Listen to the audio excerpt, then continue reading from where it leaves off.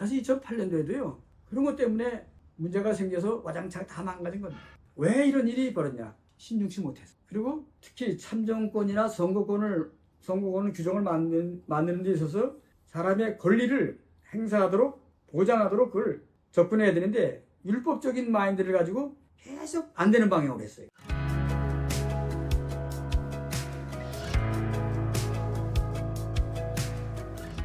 네, 반갑습니다. 장정 동영상 강의 12번째 선거법에 관한 강의를 시작하겠습니다. 그동안 동영상을 청취해 주시고 장정에 대한 문제의식이나 관심을 많이 갖게 된 것을 대단히 기쁘게 생각합니다. 아마 이번 강의에서 그 선거법과 재판법 이런 것들이 중요하지 않나. 사실 2008년도부터 있었던 감독회장 선거 무효 사태 12년 동안 이어졌고요. 그것 때문에 감리교회 장정의 실체가 뭔지, 어떤 점들이 부족한지 그런 거를 사실 많이 깨닫게 된 겁니다. 그 사건이 없었더라면 모든 게 다 덮여가고 묻혀 있었을 것이고 우리의 잘못된 것들을 알지 못했을 텐데 다행히 여러 가지 혼란스럽고 안타까운 일이 많이 있었지만은 감독회장 선거 사태로 말미암아 제 자신도 교회법의 어떤 그 진목면 드러나지 않았으나 모순된 부분들을 많이 깨닫게 돼서 이 자리에 서게 된 것입니다. 자, 선거법의 변화를 말씀드리고요. 선거법의 개정에 대해서는 마지막 강좌에서 종합적으로 말씀드릴 겁니다. 그 감독회장 이 선거법과 관련된 재판법의 내용들도 한번 꼬집어 얘기하고, 자, 먼저 이 선거법이 구체적으로 장정에 들어오게 된 것은 1992년 표용은 감독회장 때입니다. 그전에는 감독법이 따로 독립적으로 법이 개정되어 있지 않고 행정법, 조직과 행정법과 의회법이 이렇게 그 안에 스며들어 있었어요. 구체적으로 독립적으로 선거법이 있는 게 아니고, 그래서 행정법과 조직과 행정법과 의회법, 거기 보면 선거와 관련한 규정들이 있었어요. 그러다 92년도에 선거관리규칙이 생겼고요. 그 다음에 97년도 김홍도 감독회장 시절에 또 선거관리법이 생겼습니다. 대개 30개 조항 정도가 되는데, 그 특별한 건 뭐냐면요, 이 97년도 김홍도 감독회장 시절 때, 아니구나, 92년도에 우리 선거관리규칙이 만들어질 때에 감독 피선거권 내용이 있었어요. 그 피선거권 내용이 오늘까지 그게 계속 문제가 되어 왔고, 그것 때문에 2008년도 선거무효 사태가 일어나게 된 그 원초적인 규정이 뭐냐면요, 피선거권 규정이에요. 자, 이렇게 돼 있었어요. 감독 피선거권에 이렇게 돼 있었어요. 교회 재판법에 의하여 처벌받지 아니하니, 이렇게 돼 있습니다. 교회 재판법에 의하여 처벌받지 아니하니, 처벌받은 사람이라면은 피선거권이 없다, 이런 얘기입니다. 자, 그 다음에 이것이 5년 뒤에 김홍도 감독회장 시절 때에 그냥 교회 재판법이 아니고 그냥 이제는 재판법에 의하여 이렇게 나왔어요. 재판법에 의하여 처벌받은 일이 없느니, 이렇게 돼 있습니다. 교회 재판법이 아니고 이제 재판법에, 다시 말하면 이게 일반 실정법, 일반 우리 국가 재판법, 형사소송법이라든가 뭐 이런 거, 뭐든지 그런 데서 처벌받은 사실이 있으면은 감독이나 감독회장이 나올 수 없고, 그 다음에 2001년도에 장광영 감독회장 시절에 이 선거법이 전면으로 개정되는데, 2003년도 김진호 감독회장 시절이죠. 그 다음 텀에 여기에서 이 피선거권 규정이 어떻게 개정됐냐면요, 교회 재판법과 사회 재판법에 의하여 처벌받은 사실이 없느니, 이렇게 좀 더 구체적으로 개정됐습니다. 이게 이제 문제입니다. 이게 어떤 제한적으로 감독 피선거권, 감독회장 피선거권은 우리말은 참정권입니다. 참정권. 대통령 피선거권, 국회의원 피선거권식으로 제가 참정권에 대한 건데, 사회법에서는 이 참정권을 무조건 제한하지 않고, 그 사람이 재판법에 전과가 있다 그래도 일정한 시간이 지나면 그런 게 적용이 안 되는 겁니다. 그리고 요새 공직선거법에는 전과 사실이 다 선거 공보물에 드러나긴 해요. 그렇지만 그거 있다고 해가지고 무조건 뭐 국회의원 자격이 없다, 대통령 자격이 없다, 기타 무슨 지방선거에 지방의원이나 시장이나 이런 선거권이 없다, 그러질 않아요. 전과는 전과들이 있대. 일정한 시간이 지나면 실효가 됩니다. 큰 적은 남아요. 근데 우리 이 재판법은 뭐냐면 밑도 끝도 없어요. 교회 재판법이나 사회 재판법에 의해서 처벌받은 사실이 없느니, 태어나면서부터 지금까지 무슨 재판 받아가지고 벌금형을 받는다거나 뭐 집행유예를 받는다거나 뭐 그런 형을 받은 일이 있으면 안 되는 겁니다. 뭐 정직을 당한다거나 그러니까 이게 교회법 치고는 상당히 아주 엄한 법이죠, 이게. 사회법은 참정권을 그래도 보장하는 차원에서 이런 정과 사실을 공보물에, 선거 공보물에 등재해가지고 사람들로 하여금 판단의 기준을 제시해 줍니다. 이 사람 정과가 있지만은, 그러나 이 사람이 나왔다. 공민권으로 나왔다. 이렇게 하는 건데. 그래서 이 1992년부터 2003년까지 그 내용을 보면은 그냥 교회재판법에서 그냥 재판법, 그 다음에 일반 재판법, 교회재판법 다 망라하는 그런 범위에서 정과 사실이 없어야 된다. 자, 그 다음에 2005년도에 김진호 감독회장 이후에 2005년도에 신경화 감독회장이 됐을 때 이때부터 선거법이 굉장히 강화됐어요. 또 세분화됐습니다. 그 중에 이 신경화 감독회장 때 만든 선거법 때문에 바로 2008년도에 감독회장 선거 사태가 일어나게 되는 그 요소가 거기 있는 겁니다. 자, 제가 실례를 들어볼게요. 신경화 감독회장 때 선거일을 그전에는 총회 회기 중에서 선거를 했어요. 총회에서 선거를 했습니다. 신경화 감독회장 때는 총회 전 30일 이내에 하는, 총회와 별도로 선거일을 잡아서 총회 30일 전에 선거일을 정해서 선거하는 겁니다. 그래서 선거일을 총회와 무관하게 따로 정해놨거든요. 그러다 보니까는 선거운동 기간이 2개월로 길어지고, 그것 때문에 금권선거에 유혹을 많이 받게 된 거예요. 기독교 대항감리가 생긴 다음부터 모든 총리사나 감독이나 이런 선거는 반드시 총회에서 했습니다. 총회에서. 신경화 감독회장 때 그걸 총회 전 30일에 별도 선거일을 정해서 한다. 그 다음에 교회재판법이나 사회재판법에 의해서 정과 사실이죠. 처벌받은 사실이 없느니, 그러면 그거를 증명하는 서류가 있어야 할 거 아니에요. 그걸 선거 관련해서 그걸 확인해야 할 거 아니에요. 이 사람이 재판법에 처벌을 받았나 안 받았나, 세상 살면서 뭐 형사재판을 받은 사실이 있나 없나, 이걸 증거하는 증명서가 있어야 할 거 아니에요. 이걸 증명하는 문서로서 뭐라고 우리가 장정의 선거법에 규정되냐면은 신원증명서를 제출해요. 신원증명서. 자, 이게 이제 우리가 법을 만들면서 얼마나 우리가 무지했는가, 경솔했는가를 단정에 밝혀준 겁니다. 신원증명서는 경찰서장이 발행해요. 그런데 후보자가, 당사자가 요청을 한다고 발행할 수 있는 공문서가 아니에요. 신원증명서는. 그건 관공서와 관공서 사이에 법에 따라서 그건 경찰서장에 발행해 주는 거예요. 그건 신원증명서라는 거. 개인이 달라고 주는 게 아닙니다. 근데 신원증명서를 정과 사실을 확인할 수 있는 증명서로서 그거를 제출하는 건데 아무도 제출 못하는 거죠. 그게 바보 같은 거죠. 때에서 선거 관련에 제출할 수 없는 신원증명서를 왜 그걸 내라 그러냐고. 그러니까 정과 사실을 확인하기 위해서 그런 건데 신원증명서를 발급받을 수가 없어요. 이게 떼주질 않아요. 이거예요. 관공서 사이에 그는 서로 법에 의해서 만들어지는 거기 때문에, 그래서 결국은 있으나마나한 규정입니다. 정과 사실을 확인할 방법이 없는 거죠. 그래서 2년 뒤에 신경화 감독회장에서는요, 그 신원증명서를 없애고 이제는 범죄 경력 조회 회보서라는 것을 내라 그러는 겁니다. 범죄 경력 조회 회보서. 거기는 이제 정과 사실이 다 나오죠. 그런데 그것도요, 우리 장정이 이렇게 돼 있어요. 범죄 경력 조회 회보서 가로하고 경찰서장 발행이 되게 됐어요. 근데 후보자들이요, 선거 관련의 규정에 따라서 범죄 경력 조회 회보서를 떼어달라고 경찰서에 가잖아요. 그럼 용도를 물어요. 용도를 어디 있을 겁니까? 우리 교단에서 감독 선거가 있는데 거기 후보자로 나가는데 이걸 내라 그럽니다. 그러면 경찰서에서 그걸 떼어줄까요? 안 떼어줄까요? 안 떼어줘요.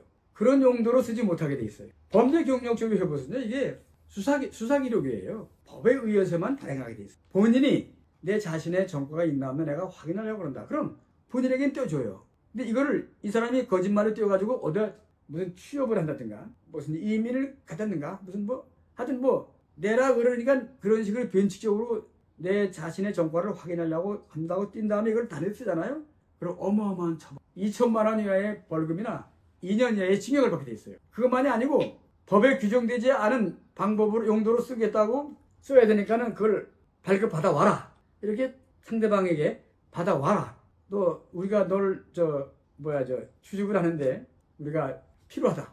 네 정과가 뭔지. 어느 회사에 만약에 그렇게 해서 그 사람에게 그걸 띄우라 그러잖아요. 그러면 이 회사 사람이 처벌을 받아요. 법에 없는 용도로 그걸 띄우라고 할 수도 없고, 그래서 거짓말을 띄워가는 사람도 동시에 처벌을 받습니다. 이게 굉장히 엄한 문서입니다. 이게 사람의 프라이버시가 하는 것이고 굉장히 그 비밀을 요하는 것이기 때문에. 근데 우리는 그거를 띄우라는 겁니다. 그래서 2008년도에 경찰서장 앞에 가서 범죄 경력 조회 회보서를 누구나 가서 뜰 거 아니면 회보서 선거 관련해 낸다는 얘기 하면 안 되죠. 선거 관련해서 가져가랍니다 하는데 그럼 안 되죠.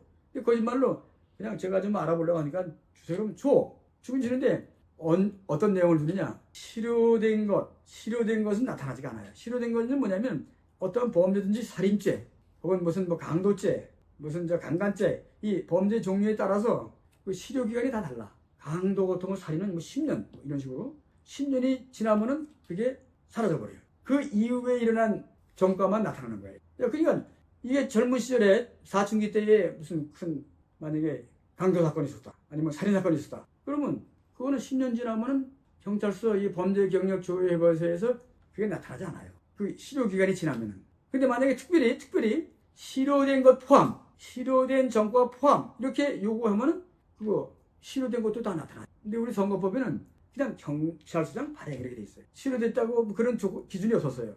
그러니까 누구나 다 자기 전과가 나타나지 않은 거 5년 이내에 5년이나 10년 지나면 없어지잖아요. 그러니까 띄면은 전과가 나타나요, 안 나타나요? 안 나타나야 되게 한다. 옛날 거 다 이제 숨겨져 있는 것이고 드러나지 않았어요. 그런데 이게 선거라는 게요. 상대방이 있기 때문에 소문을 들고 상대방이 뭐 하다가 뭐 이때 뭐 돈을 떼먹어서 뭐 벌금 받았대 말은 떠돌지만은 증거가 없잖아요. 판결문이나 무슨 범죄 경력 조회 해고서가 있어야 되는데 당사자들이 선거 관리를 낼 때는 그런 거 없어요. 내면 딱 깨끗해 이게. 그래서 문제가 생기는 거예요. 누군가가 그걸 이 사람이 후보 등록이 돼서 선거운동을 하는데 어떻게 이렇게 그 사람이 벌금 냈다고 하는 그런 결정문이 있을 거 아니에요. 벌금 50만 원, 20만 원, 30만 원. 약식 명령서 있어요. 그것도 안에 판결과 같은 건데 약식 명령서가 떠돌아다니는 얘기 어떻게 떠돌아다녀? 그거를 내는 경우에는요.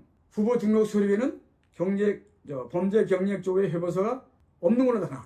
근데 이 벌금형 받은 것이 하나 또 추가로 약식 명령서가 들어가고요. 누군가 그걸 이 사람이 전과가 있다 그러면 그때부터 문제가 생기는 거예요. 사실 2008년도에도요. 그런 것 때문에 문제가 생겨서 와장창 다 망가진 겁니다. 자, 이렇게 해서 선거법에 변화가 있었는데 왜 이런 일이 벌어졌냐? 신중치 못해서. 그리고 특히 참정권이나 선거권을 규정을 만드는 데 있어서 사람의 권리를 행사하도록 보장하도록 그걸 접근해야 되는데 율법적인 마인드를 가지고 계속 안 되는 방향으로 했어요. 그렇잖아요. 여러분 사람이 살면서 목사님들은 들어야겠지만 일반 장로님들은요. 사회생활하고 직장생활하고 사업하는 사람들은요. 뭐 건축을 하거나 무슨 뭐 굉장히 그 법정에 쓰는 일이 많아요. 보면 다 흔적이 다 있어. 흠이 다 있어. 목사들도요. 있어요. 그거 다. 그런데 아무 흠이 없는 사람만 감독 나오라. 그러니까 어떻게 해요? 범죄 경력 조회 호소를 뛸 때 지나간 거는 안 나타나는 거. 경찰서장이 발행하는 것만 내면 돼. 사실은 그 사람이 과거에 전과가 많아. 그러니까 우리 장정의 선거법이요. 규정들이 이게 이중적이에요. 아예 풀어주려면 풀어주고. 근데 지금은 많이 발전돼가지고 전과 사실이 있지만은 5년이 지나면은 묻지 않겠다 이거예요. 많이 발전한 겁니다. 이게. 5년이 지나면은 그래서 5년이 지난 사람들에게는 피선거권이 다시 살아나는 겁니다. 이 아픔과 또 고통이나 여러 가지 그 부조리를 통해서 선거법이 하나하나 발전되고 있는데 2005년도 이전에는요. 1992년부터 10년 동안 선거법이 변화되는데 왜 그렇게 꼬이는 방향으로 선거법을 만들었어요? 그게 2008년에 터져가지고요. 정말 12년 동안 감염교가 큰 소용돌이에서 그냥 낭패를 당한 거. 법은 함부로 만드는 게 아니에요. 문외한들이 모여서 만드는 거다. 그 다음에 어떤 말을 좀 할 수 있을까? 신원정명서 말씀드렸고요. 자, 신뢰를 보면 이런 겁니다. 4명의 후보가 나왔는데 1명의 후보가 유력해. 3명이 단합해가지고 이 사람의 정과를 들춰가지고 소송을 제기해요. 이 사람이 당선되는데 법원에다가 이 사람은 정과가 있고 피선거권이 본래 없는 사람이다. 그래가지고 이 사람의 후보 등록을 효력을 정지해달라. 또 저 같은 경우는 그게 확실하니까 이 사람은 선거가 무효다. 왜? 자격이 없는 사람을 포함해가지고 선거를 치렀잖아요. 그 딴 사람에게 피해가 가는 거 아니에요. 그러는 경우가 선거가 무효. 감독 후보 자격이 없는 사람이 이 사람이 영케 후보가 됐어. 근데 그 사람을 깨워가지고 선거를 치렀어. 그럼 무조건 선거 무효야 이게. 왜? 불공정하기 때문에. 근데 2등한 사람이 자기가 이 사람을 제끼고 내가 2등했으니까 내가 당선자다는 거죠. 1등한 사람은 흠 있잖아요. 이 사람은 안 되고 내가 당선자. 선거는 그렇게 하지 않아요. 1등이 당선자가 아니면은 재선거예요. 사람의 욕심은 뭐냐면은 그거 하기 싫고 또 2등한 사람이 감독을 하고 싶고 그러니까는 이 문제가 법원에 가서 이제 다시 심판을 받는데 2등한 사람도 결국은 정과가 있어요. 이걸 숨기고 나왔던 거예요. 이 신경화 감독회장이요. 2등한 사람을 감독회장 만들려고 범죄 경력 조회 해보서 가운데 너 실효된 거 나타나지 않은 것도 떼와라. 그래서 이 2등짜리가요.